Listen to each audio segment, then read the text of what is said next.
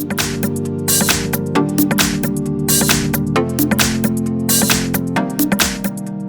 I have Huawei P9 Lite 2017, and let me show you how to enter here Fastboot and Rescue Mode on the following device.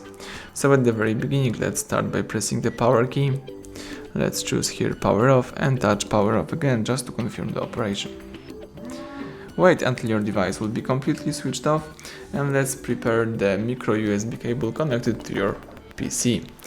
Then let's start holding the volume down, keep holding volume down, and while holding volume down, connect your device with your computer. Keep holding volume down, and that's it. As you can see, the Fastboot and Rescue Mode just pops up.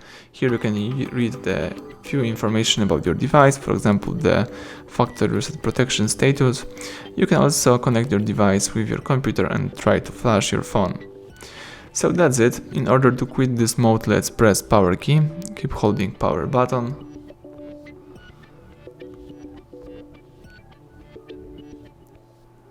and release power as soon as phone goes black. Now the device is restarting, so let's just wait until the operation will be completed.